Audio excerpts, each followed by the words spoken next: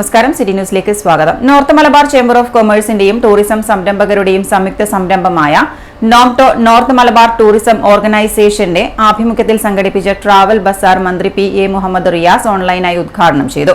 കാലത്ത് chamber of commerce ഹാളിൽ KIAL MD. Dinesh Kumar C ചടങ്ങിൽ ഭദ്രദീപം കൊളുത്തി. Chamber president TK. Ramesh Kumar അധ്യക്ഷത വഹിച്ചു.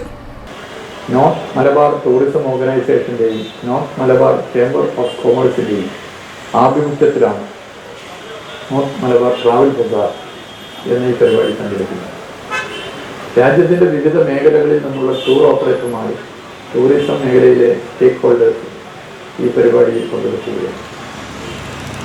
കേരളത്തിൻ്റെ പൊതു പ്രത്യേകത ടൂറിസത്തിന് ഏറ്റവും അനുയോജ്യമായ മണ്ണാണ് എന്നുള്ളതാണ്.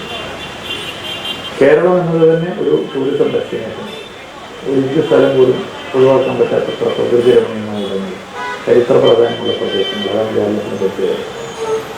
വൈവിധ്യമാർന്ന ഭൂപ്രകൃതി, കല, സംസ്കാരം, ഭക്ഷണം, ഇങ്ങനെ കേരളം വ്യത്യസ്ത വിനോദസഞ്ചാര അനുഭവം നൽകുന്ന ഇടമാണ്.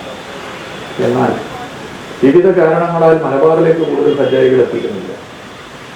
മികച്ച അക്കോമഡേഷൻ സൗകര്യങ്ങളുടേത് ഉൾപ്പെടെയുള്ള അഭാവം നേരത്തെ ഉണ്ടായിരുന്നു.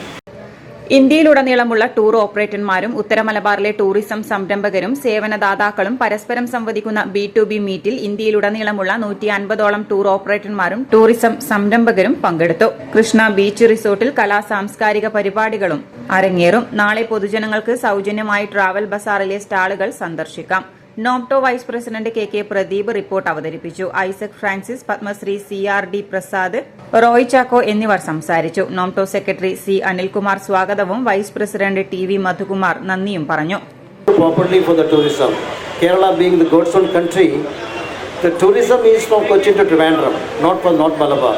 But last 2 years after the conductor of the first edition of Nomto, now Travel Bazaar, we had seen the tremendous growth in the area of tourism in North Malabar.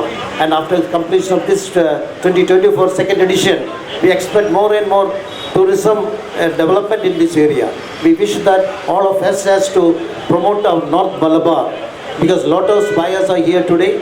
I would request to them, and I would request to the buyers, we have to visit all the stalls.